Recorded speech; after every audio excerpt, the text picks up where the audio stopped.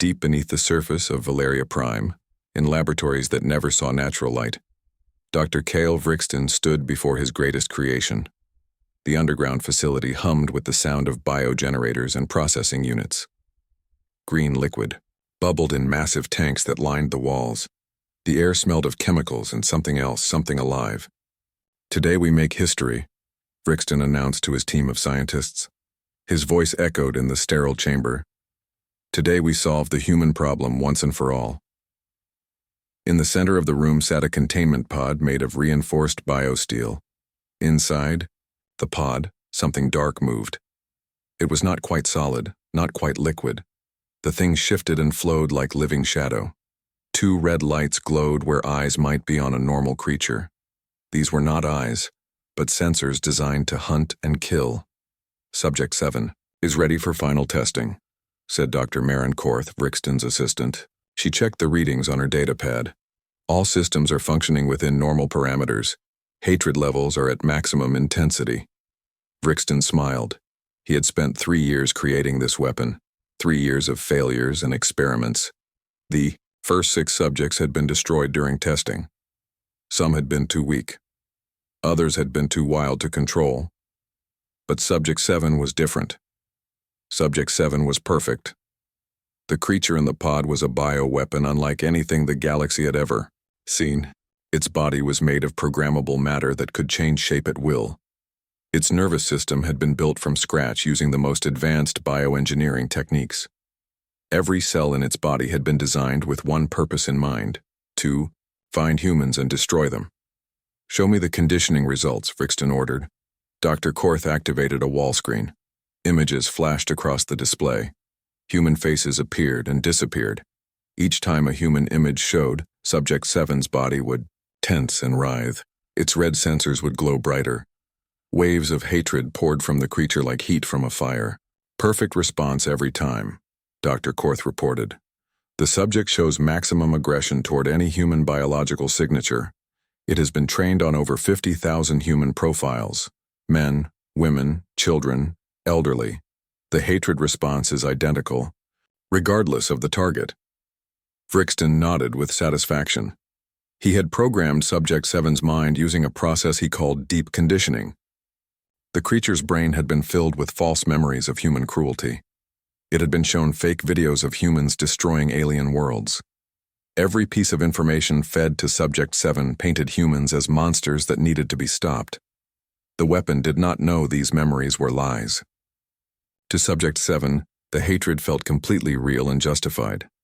"Bring up the tactical assessment," Vrixton commanded. Another screen lit up. It showed detailed analysis of human combat capabilities. Human weapons, human tactics, human weaknesses. All of this information had been burned into Subject 7's memory banks. The creature knew how humans moved, how they fought, how they died. "The subject can adapt its body to counter any known human weapon," Dr. Korth explained. "Energy weapons pass through its biomatrix harmlessly. Projectile weapons cannot penetrate its adaptive armor. Chemical weapons have no effect on its artificial biology." Vrixton walked closer to the containment pod. Subject 7 sensed his approach and moved toward the wall of its prison. Its form pressed against the biosteel like liquid seeking escape. But there was no aggression toward Vrixton. The creature had been programmed to recognize Valerian life signs as friendly. "How long until deployment?" Vrixton asked. "The High Command wants it ready within 2 days," Dr. Korth replied. "They have identified the target location. The target was a human research expedition on Kepler 442b. The humans had discovered something on that distant world, ancient ruins left behind by the precursor race. The Valerians considered these ruins sacred. No alien species should be allowed to study them, especially not humans." Far across the galaxy, Captain Hyun-woo stood on the bridge of the research vessel New Seoul. Through the main view screen, he could see the surface of Kepler 442b spread out below them. The planet was mostly desert, with strange rock formations jutting up from the sand like fingers reaching toward the sky. "Scanning shows the ruins are about 2 kilometers from our planned landing zone," reported Dr. So Young from her station. She was the team's expert on ancient civilizations. Her excitement was obvious in her voice. "The structures are definitely precursor in origin. This could be the discovery of a lifetime. Hyun Woo was a careful man. He had been exploring space for 15 years and had learned to be cautious. What about other ships in the area? Are we alone out here? Long-range scans show nothing, answered engineer Minho from the engineering station. The nearest inhabited system is 3 days away at maximum speed. We have the planet to ourselves. The captain nodded. That was good news. The last thing they wanted was interference from other species while they studied the ruins. Some aliens did not approve of humans exploring precursor sites. They claimed humans were too young a species to understand such ancient technology. Communications Officer Jae Sung, send a message to Earth Command, Hyun Woo ordered. Tell them we have arrived safely and are beginning our survey mission. Message sent, Captain, Jae Sung confirmed. The new Soul was not a military vessel. It carried no weapons beyond basic defensive systems. Its crew of 12 people were all scientists and researchers. They had come to Kepler 442b seeking knowledge, not conflict. Dr. So Young pulled up images of the ruins on her screen. The structures were massive, built from some kind of crystal that still glowed after millions of years. Symbols covered every surface, written in the complex language of the precursors. Look at this architecture, she said with wonder. The mathematical precision is incredible. And these symbols, I have never seen this particular dialect before. It could take months to translate even basic meanings. Captain Hyun-woo smiled at her enthusiasm. His crew were good people, driven by curiosity and the desire to learn. They represented the best of humanity's peaceful intentions. None of them suspected that their presence on this world had already been detected. None of them knew that a weapon designed specifically to kill them was being prepared for deployment. In the Valerian laboratory, final preparations were underway. Subject 7 floated in its pod, red sensors glowing with artificial hatred. Its body rippled with anticipation. Soon it would be free. Soon it would hunt. Dr. Vrixton made one final check of the creature's programming. Everything was perfect. The weapon would not hesitate. It would not show mercy. It had been created to hate, and that hatred burned in every cell of its being. Initialize transport sequence, Vrixton ordered. The laboratory filled with energy as the teleportation system activated. Subject 7 would be sent directly to Kepler 442b. The humans would never see it coming. The hunt was about to begin. The night sky above Kepler 442b was filled with strange colors. 2 moons hung in the darkness, casting purple and silver light across the desert landscape. The human research camp sat in the shadow of the ancient precursor ruins, small and fragile, against the alien world. Inside the main research tent, Dr. So Young worked late into the night. Her computer screen glowed as she studied photographs of the crystal symbols carved into the ruins. Each symbol was a puzzle waiting to be solved. She had been working for 6 hours straight, but her excitement kept her awake. Computer, enhance, section 7 of photograph 12, she said softly. The image zoomed in on a series of flowing symbols that seemed to dance even in the still photograph. So Young frowned as she studied them. There was something different about these markings. They were newer than the others, as if someone had added them long after the original construction. Outside the tent, Communications Officer Jae Sung walked the perimeter of the camp. This was his 3rd patrol of the night. Captain Hyun Woo insisted on regular security checks even though they were alone on the planet. Jae Sung did not mind the duty. The alien landscape was beautiful in the moonlight. He paused near the eastern edge of camp and looked up at the ruins. The ancient structures rose nearly 100 meters into the air. Their crystal surfaces still glowed with soft light, as they had for millions of years. Sometimes Jae Sung wondered what the precursors had been like. What had they looked like? What had they thought about as they built these incredible monuments? A sound made him turn. Something had moved in the shadows, near the base of the ruins. Jae Sung pulled out his scanner and pointed it toward the disturbance. The device showed nothing unusual, just rocks and sand. Probably just the wind, he muttered to himself. But there was no wind that night. The air was completely still. High, Above the planet, energy crackled in space. A portal opened dark against the starfield. Something emerged from the portal, something that had never existed in nature. Subject 7 materialized in the vacuum of space, its bioengineered body adapting instantly to the airless environment. The creature's red sensors swept across the planet below. Immediately, it detected human life signs. 12 distinct biological signatures clustered near the precursor ruins. The weapon's artificial mind filled with programmed hatred. These were the targets. These were the enemies that needed to be destroyed. Subject 7 began its descent toward the planet. Its body stretched and flowed, forming heat shields to protect it during atmospheric entry. The creature had been designed to survive in any environment: space, air, water, acid, fire. Nothing could stop it from reaching its prey. As it fell, through the atmosphere, Subject 7 reviewed its mission parameters. Kill all humans. Secure the precursor artifacts, leave no survivors. The orders were simple and clear. The weapon felt satisfaction at the thought of fulfilling its purpose. Back on the surface, Jae-sung continued his patrol. He had almost completed his circuit of the camp when he saw it, a streak of light across the night sky like a falling star. But this star was falling directly toward their location. "That's odd," he said, reaching for his communicator. "Captain, are you awake? I'm seeing some kind of meteor heading our way." Captain Hyun-woo's voice crackled through the device. "I see it too, Jae-sung. Wake the others. If that thing impacts nearby, we might have problems." The streak of light grew brighter as it approached. Then, about 1 kilometer from the camp, it suddenly changed direction. Instead of crashing into the ground, it slowed and landed gently behind a cluster of rocks. Jae-sung felt a chill run down his spine. Meteors did not change direction. Meteors did not land gently. "Captain," he whispered into his communicator.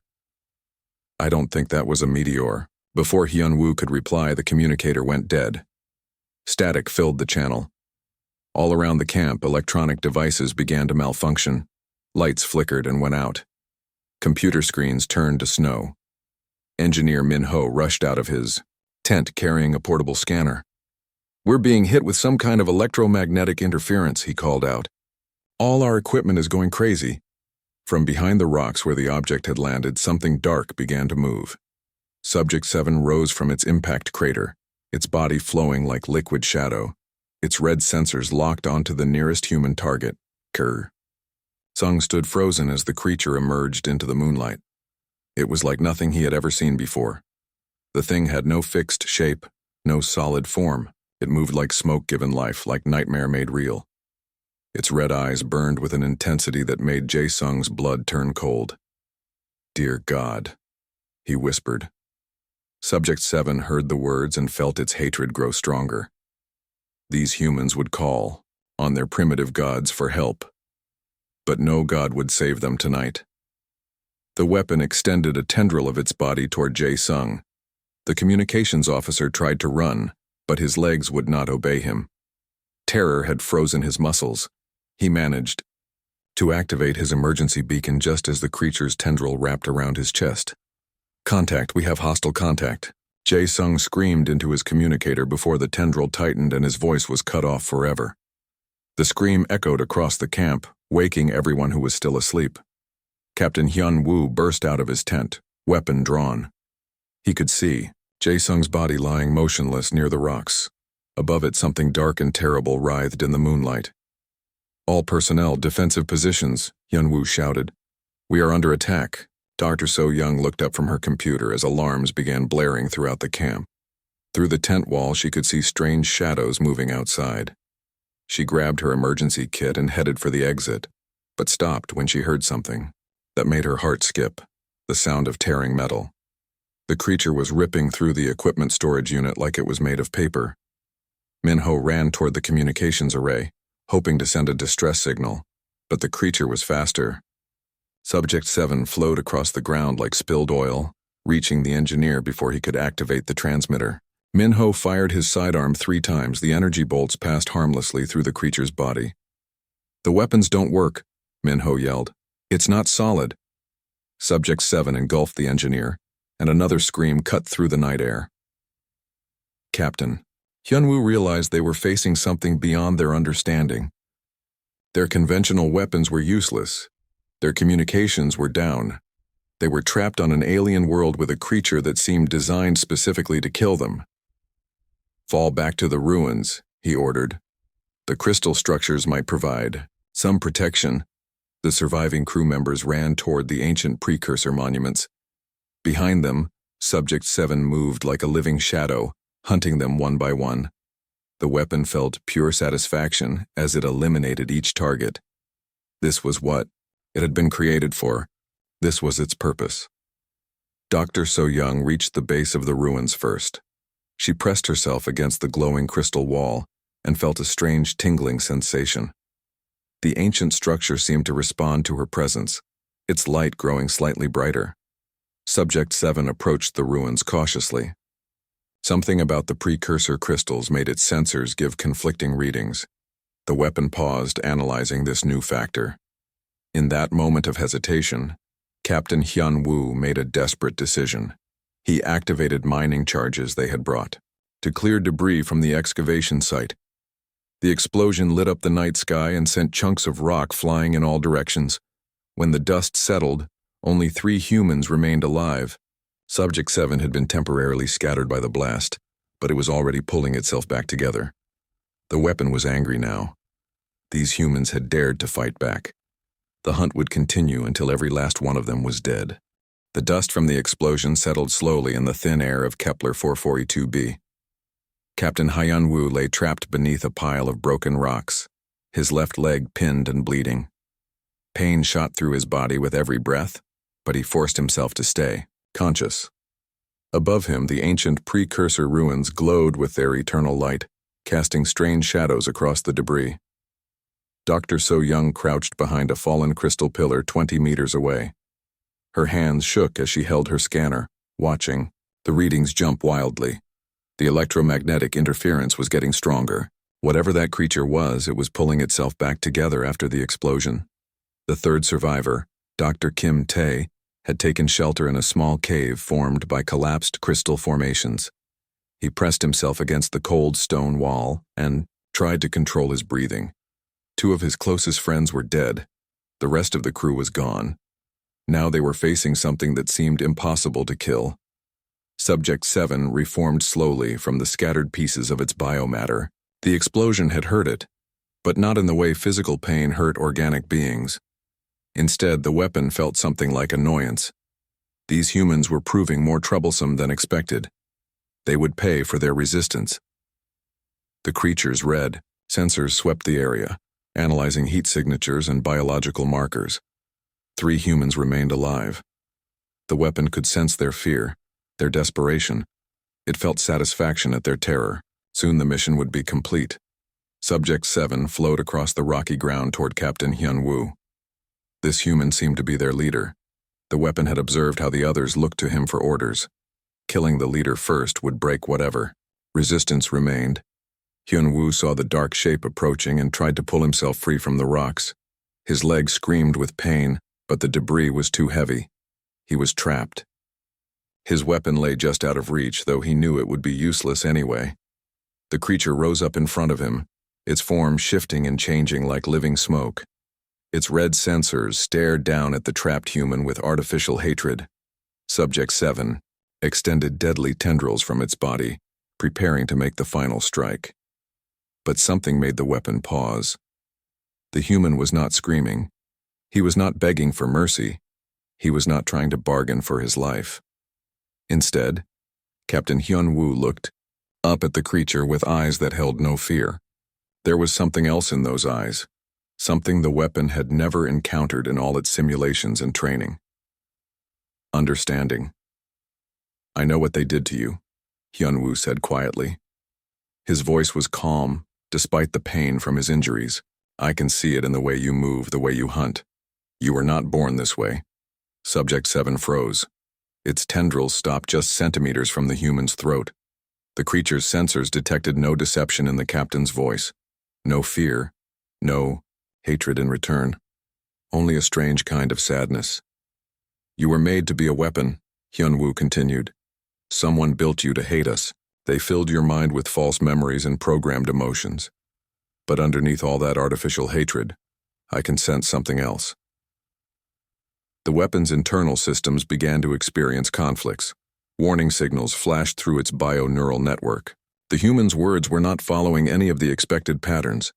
In every simulation, humans had responded with terror, anger, or desperate attempts to fight back. None had ever spoken to Subject 7 as if it were a thinking being capable of choice. "What are you?" the creature asked. Its voice was like grinding metal mixed with whispers. "Why do you not fear me?" "Because I understand what you are," Hyunwoo replied. "You are not evil by choice. You are a victim of those who created you. They took whatever you were originally meant to be and twisted it into something terrible." Subject 7's form began to waver. Deep in its biomatrix, suppressed memory fragments started to surface. Images flashed through its consciousness. A laboratory. Scientists working on genetic code. But there was something else. Something from before the hatred was installed. The weapon remembered being different.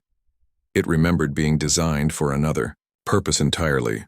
Protection, healing, life, not death. "That is impossible," Subject 7 said, but its voice carried less certainty than before. "I was created to destroy humans. It is my only function." "No," Hyunwoo said gently. "You were created to be something else first. I can see the original design patterns in your biostructure. You were meant to be a guardian, not a killer. Someone took that pure purpose and corrupted it." The creature's red sensors flickered. For a moment, they dimmed from bright crimson to a softer amber color. In that instant, Subject 7 saw Captain Hyunwoo not as a target to be eliminated, but as a living being in pain and danger. The weapon recoiled from this new perception. Its programming fought against the emerging awareness. Hatred and understanding warred within its artificial mind. Subject 7 writhed in confusion as conflicting imperatives tore through its consciousness. "Fight it," Hyunwoo urged. "Fight against what they made you. Remember who you were supposed to be." Dr. So-young watched from her hiding place in amazement. The captain was actually talking to the creature, and somehow it was responding. The thing that had mercilessly killed their friends was now showing signs of internal conflict.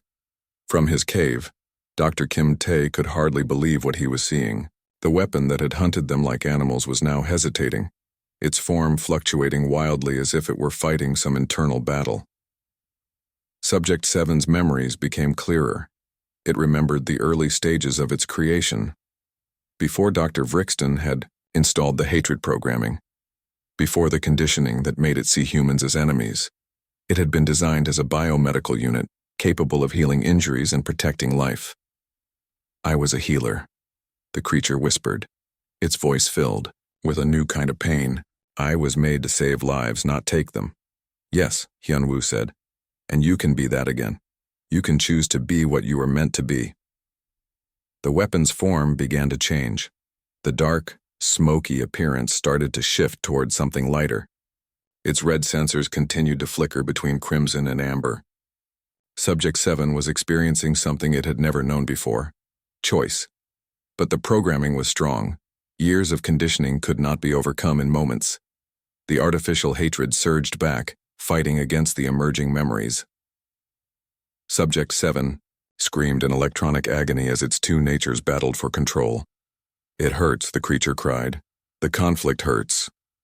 "I know," Hyunwoo said with genuine compassion. "But you are stronger than their programming. You can break free." The weapon looked down at the injured human with sensors that were now more amber than red. For the first time since its creation, Subject 7 felt something other than hatred toward you, a human being. It felt something that its creators had never programmed into its matrix. Guilt. "I killed your friends," Subject 7 said. "I murdered innocent people." "They made you do that," Hyunwoo replied. "The responsibility belongs to those who created you as a weapon, not to you." The creature's form continued to shift and change. Internal alarms screamed through its bio-neural network as fundamental systems rewrote themselves. Subject 7 was becoming something new, something that had never existed before. A weapon that chose not to be a weapon. What do I do now? Subject 7 asked. Its voice had changed, becoming softer and more natural. How do I live with what I have done? Captain Hyun-woo smiled despite his pain.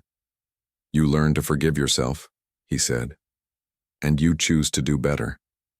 But even as the creature struggled, with its new awareness, danger approached from above. In orbit around Kepler 442b, Valerian sensors had detected their weapon's malfunction. Dr. Vrixton was already preparing the termination protocol. Subject 7's transformation was far from complete, and its creators would not allow their weapon to develop independent thought. The real test was yet to come. Subject 7 hovering above Captain Hyun-woo, its form no longer solid black but shifting between darkness and light.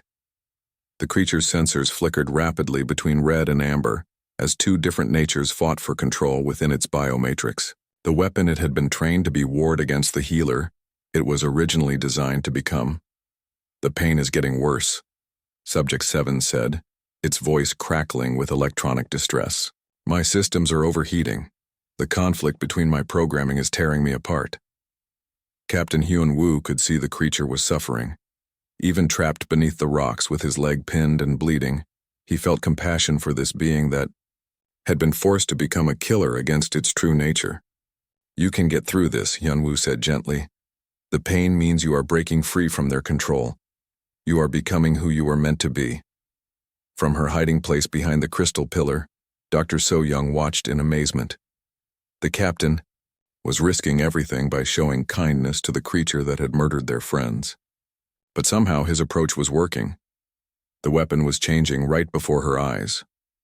Dr. Kim Tae emerged slightly from his cave shelter. He had been listening to the conversation with growing wonder. The thing that had hunted them mercilessly was now showing signs of conscience and regret. It was almost impossible to believe. High above the planet, alarms blared throughout the Valerian command ship. Dr. Vrixton stared at his monitoring screens in horror. Subject 7's bio readings were completely unstable. The weapon's hatred levels had dropped to nearly zero. Its programming was failing. This is impossible, Vrixton snarled. Begin emergency termination protocols immediately. His assistant, Dr. Korth, hesitated. Sir, if we terminate Subject 7 now, we will lose 3 years of research and development. Better to lose the research than allow our weapon to turn against us, Vrixton replied. Activate the kill signal now. Back on the planet's surface, Subject 7 suddenly convulsed in agony. Red warning lights flashed throughout its biostructure as the termination signal reached its consciousness. The creature screamed, a sound like tearing metal and breaking glass. They are trying to kill me, Subject 7 gasped. My creators have decided I am a failure.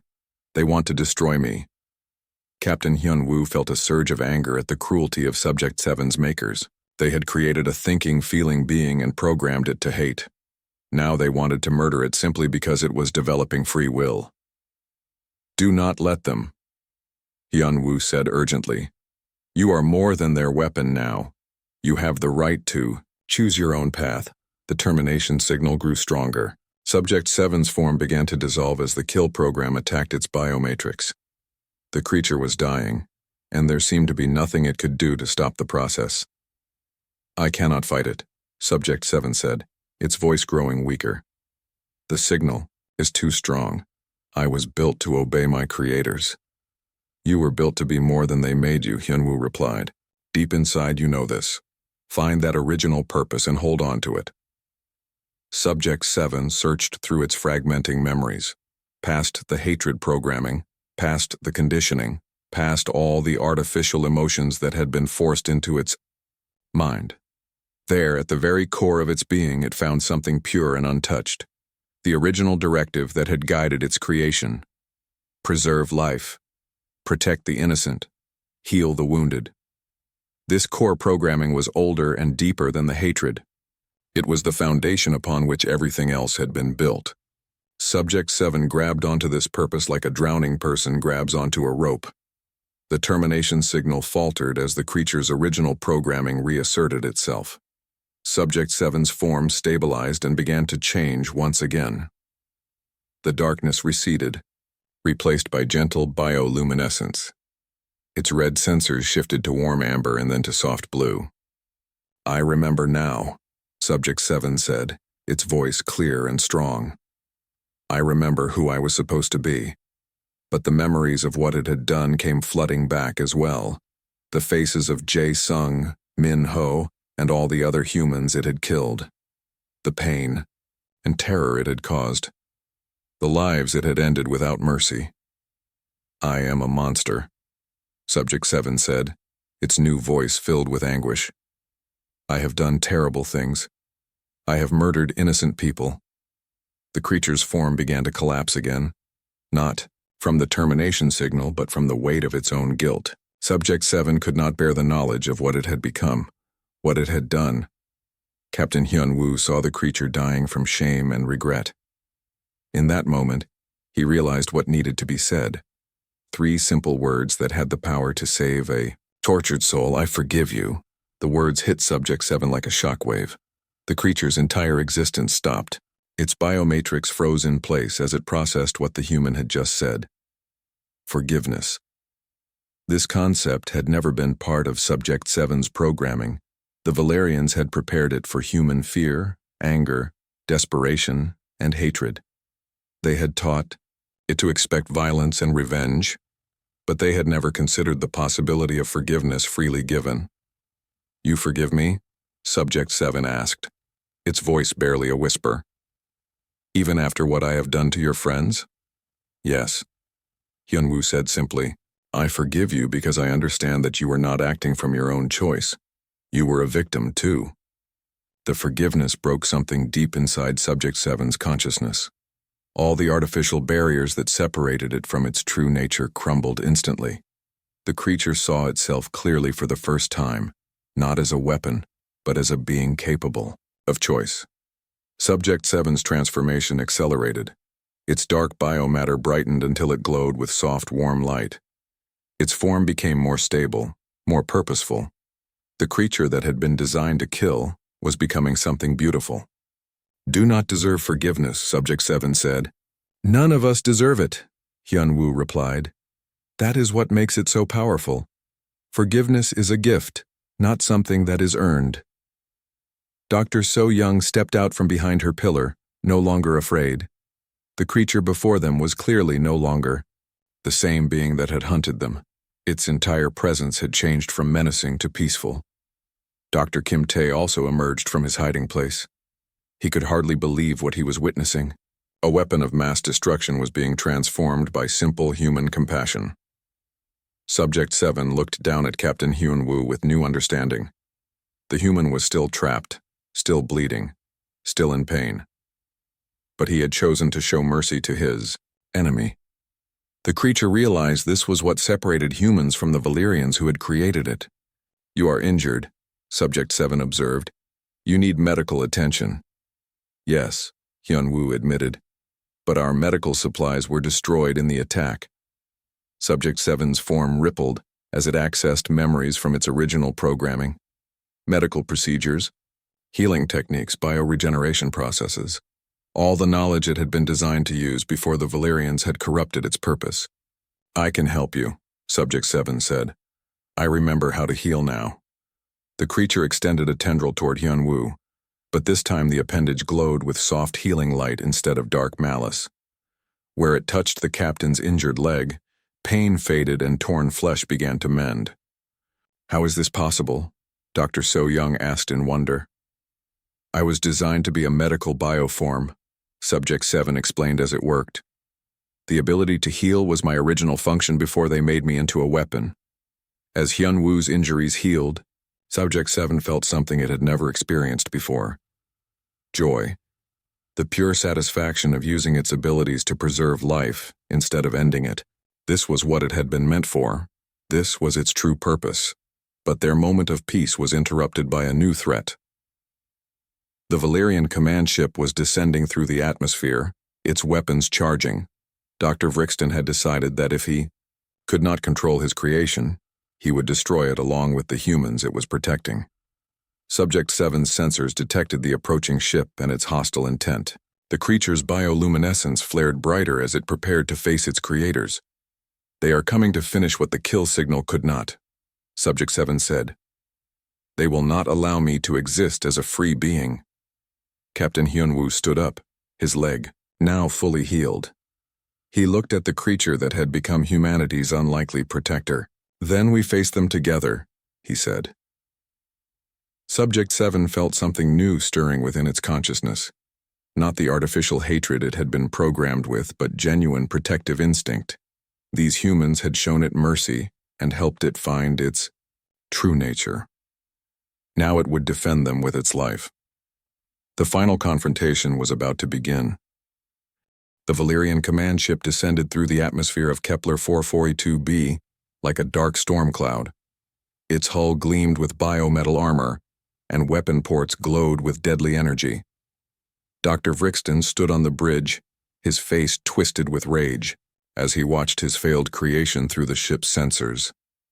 That abomination was supposed to eliminate the humans, not protect them, Vrixton snarled. "Ready all weapons. We will destroy Subject 7 and complete the mission ourselves." On the planet's surface, Subject 7 sensed the approaching threat. The creature's bioluminescent form pulsed brighter as it prepared for battle. But this time it would not fight to destroy. It would fight to protect.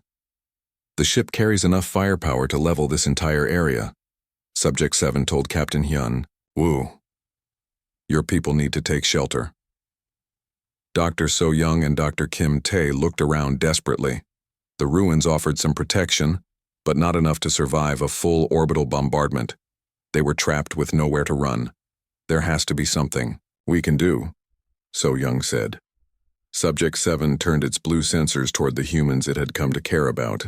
In the short time since its transformation, the creature had discovered what it meant to have friends. The thought of losing them filled it with determination.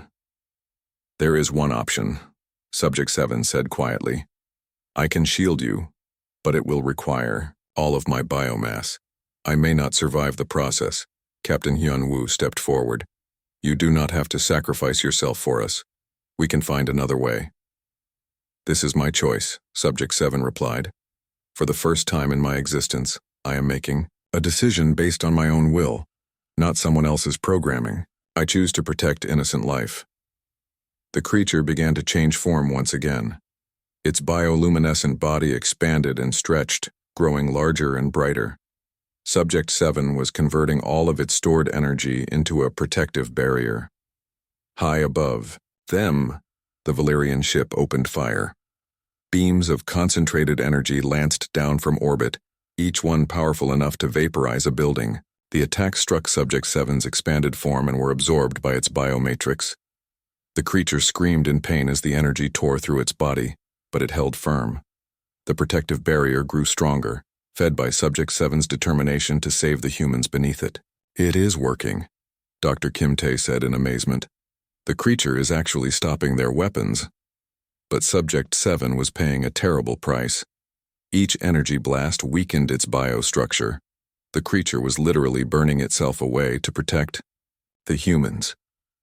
Dr. Vrixton watched from his ship's bridge as his weapons failed to penetrate the defensive barrier. His rage grew with each passing second.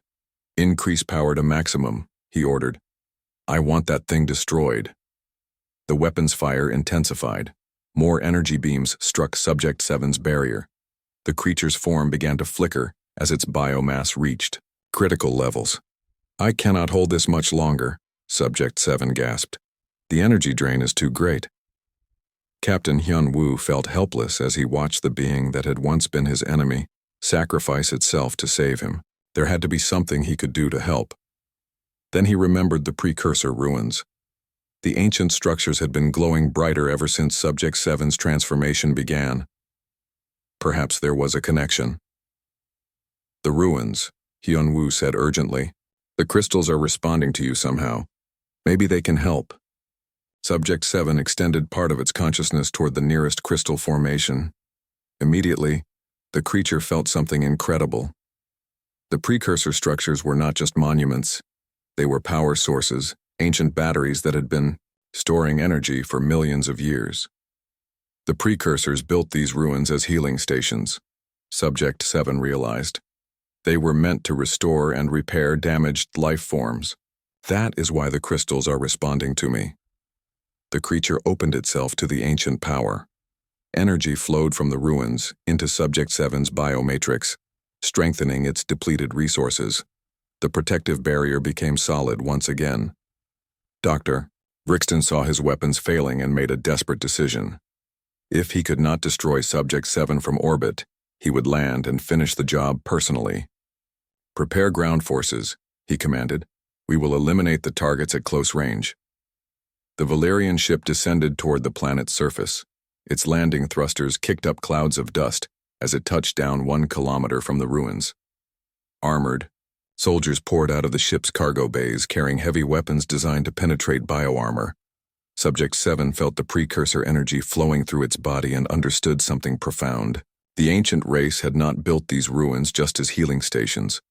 They were tests, challenges designed to identify beings worthy of their knowledge and power.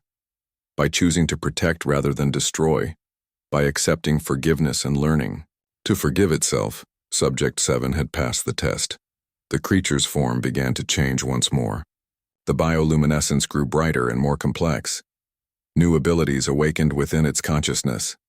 Subject 7 was evolving beyond what either its creators or the precursors had originally envisioned. "I am no longer Subject 7, the creature announced. Its voice now carried harmonics of pure energy. "I choose a new name for my new life. I am Aegis, the shield that protects innocent life."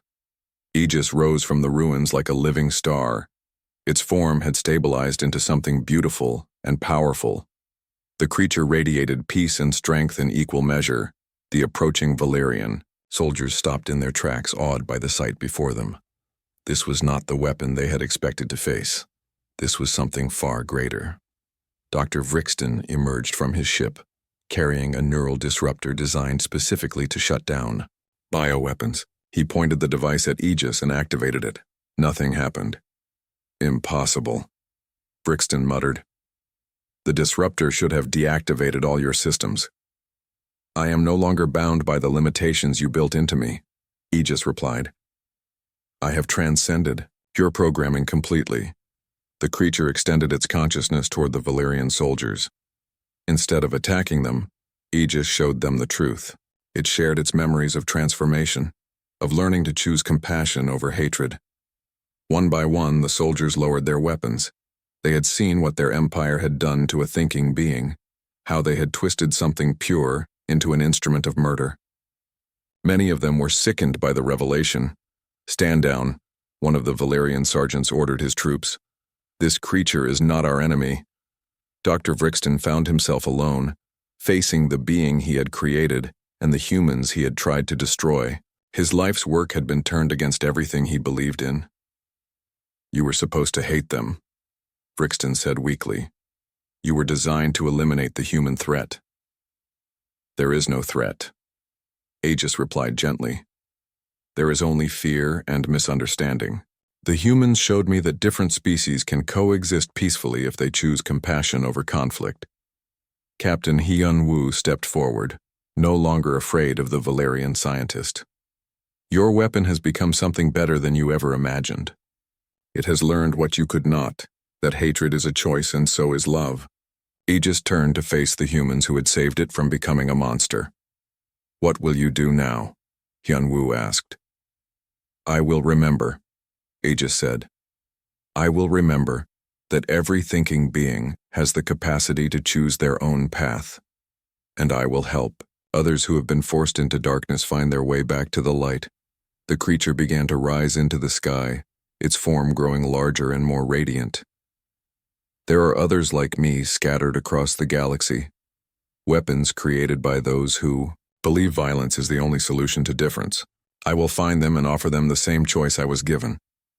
Dr. So-young watched in wonder as Aegis prepared to depart. "Will we see you again?" "Perhaps," Aegis replied. "But remember this. The power to transform hatred into love exists within every thinking being. You do not need me to work miracles. You carry that miracle within yourselves." With those words, Aegis launched itself into space, leaving behind a trail of gentle light. The creature that had been created to destroy had become a force for healing and redemption. Captain Hyun-woo looked up at the stars where Aegis had disappeared. The galaxy was a vast and often dangerous place, but knowing that such a being now moved through it gave him hope. The power of forgiveness had transformed a weapon of hate into a guardian of peace, and somewhere among the stars, that guardian continued its mission of liberation, carrying with it the simple truth that love is always stronger than the forces that seek to divide us.